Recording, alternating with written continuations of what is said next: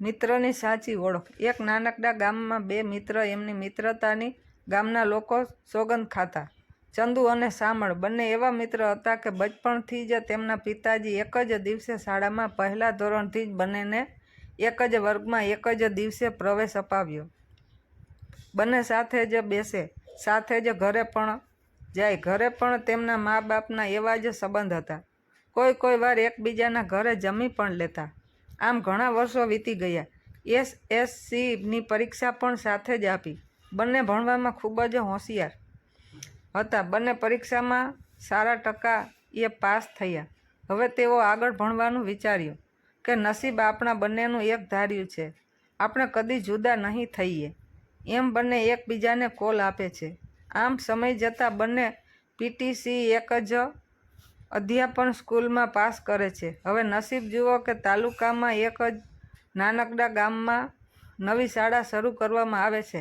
તેમાં ઇન્ટરવ્યૂમાં બંને પાસ થઈને એક જ શાળામાં બંનેને શિક્ષક તરીકે નોકરી પણ મળી જાય છે।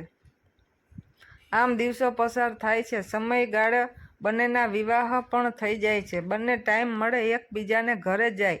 તહેવાર પણ હળીમળી કુટુંબીઓ સાથે મળીને ઉજવે, આવી તેમની મિત્રતા હતી। એક દિવસ બંને ગપાટા મારતા મારતા ચંદુભાઈ કહે, ભાઈ આપણું નસીબ એક સરખું ચાલે છે નહીં?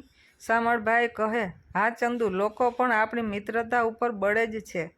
ચંદુભાઈ કહે, તો ચાલને ચંદુ, કાંઈક આગળ વધવાનું વિચારીએ। બોલને ભાઈ, તો સાંભળ, આપણે ધોરણ 1થી જ ભેગા છીએ, ભણ્યા ભેગા રહ્યા ભેગા અને નોકરી પણ એક જ શાળામાં કરીએ છીએ।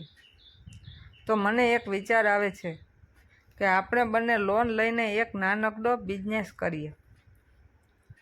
હા ચંદુ, સાચી વાત છે, કંઈક બિઝનેસ કરીએ અને આપણો થોડા આગળ વધીએ, નોકરીની સાથે સાથે કંઈક કરીએ। બંનેએ વિચાર્યું કે પણ કરીએ તો શું કરીએ? થોડો સમય બંને મૌન રહે છે અને શામળભાઈ બોલ્યા, ચંદુ, એક બિઝનેસ મને સારો લાગે છે અને બજારમાં તેની માંગ પણ સારી છે। તો ઝટ બોલને ભાઈ। તો ચંદુ સાંભળ, મારો સાળો અમદાવાદ સાબુની કંપનીમાં સુપરવાઇઝરની સર્વિસ કરે છે અને તેને બધો જ અનુભવ છે। તે આપણને મશીનરીથી માંડીને કારીગર સુધીની વ્યવસ્થા કરી દેશે। તેને હું વિગતે વાત કરું છું। બંને સંમત થયા। શામળના શાળાની મદદથી નાની એવી સાબુ બનાવવાની મિની ગૃહયુદ્ધક ટાઈપ ઘરમાં જ સાબુ બનાવવાનું શરૂ કર્યું। પહેલાં પોતાના ગામમાં આપવાના શરૂ કર્યા। સારી ગુણવત્તાના સાબુને કારણે માંગ વધતી ગઈ। હવે શહેરમાં પણ માર્કેટિંગ શરૂ કર્યું। સારી આવક થવા માંડી। પણ દોસ્તીનો પણ અંત હોય છે। આ મિત્રોના દિલ અને મન સરખા, પણ ઘરમાં બંનેની પત્નીઓ એકબીજાના કાન ભંભેરવા લાગી।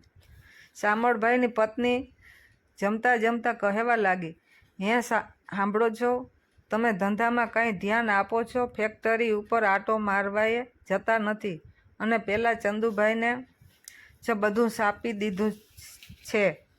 તમને કંઈ પૂછે છે? એકલા માલ વેચવો, એકલા લેવો, શું ગોટાળા કરતા હશે? અરે એવું ન બોલ, મારો ગોઠિયો ભાઈબંધ છે, મને કદી દગો ન કરે। આ બાજુ ફેક્ટરીમાં ઘણા માણસ રાખેલા હતા, દરેકને અલગ અલગ કામ સોંપાયેલું, પણ જે ખાસ માણસ રાખેલ તે માલને ઘણી વખત સગે વગે કરી દેતો હતો। તે કોઈની નજરમાં ન હતું। થોડા સમય પછી ધંધામાં ખોટ આવવા માંડી। હિસાબ થયા, તેમાં 2,50,000નો મોટો ગોટાળો જોવા મળ્યો। શામળભાઈને પોતાની પત્નીની વાત સાચી લાગવા માંડી। બંનેએ ભેગા થયા અને આ વિશે ચર્ચા કરી। બોલ ભાઈ ચંદુ, આ ગોટાળો કેમનો થયો? મેં તમારા ઉપર વિશ્વાસ રાખીને ધ્યાન ન આપ્યું તો મને જ દગો કર્યો? શામળભાઈએ સીધું કહી જ દીધું, અરે શામળ, તને મારા પર શંકા છે? હું પોતે જ વિચારું છું કે આ કેમ બન્યું, પણ શામળભાઈ સમજવા હવે તૈયાર નથી। તે ગમે તેમ બોલીને ઝઘડો કર્યો। બંને હવે જુદા થયા, મશીનરી વેચી નાખી, મનમાં એકબીજાના દુશ્મન હોય તેમ વર્તવા લાગ્યા। હવે એકબીજા સામે મળે તો પણ કોઈને બોલાવતા નથી। ઘણો સમય વીતી ગયો। એક દિવસ એક શહેરમાં ચોકડી ઉપર શામળ શિંગોડાનો ઢગલો કરીને બેઠેલા વેપારી પાસે શિંગોડા લેવા નીચે બેસીને સારા સારા વીણતા હોય છે। ત્યારે તે જ સિંગોડાના ઢગલાની બાજુમાં ચંદુ પણ સિંગોડા વીણતા હોય છે. અનાયાસે બંનેની નજરે એક થઈ. ચંદુને માથું ફેરવી લીધું, પણ શામળભાઈ મનમાં વિચારે છે કે ચંદુ મારો ભાઈબંધ આવું તો ન જ કરે, જરૂર કોઈ બીજું કારણ હશે. શામળભાઈ લાગણીવશ થઈ ગયા અને બોલ્યા, ચંદુ, એ ઊંચે જોયું. ભાઈ, હું અત્યારના ચંદુને નથી બોલાવતો, પણ મારા બચપણના ચંદુને બોલાવું છું. તું અત્યારે ભલે ગમે તેવો હોય, પણ મારા બચપણનો ભેરુને આમ અળગો ન કરાય.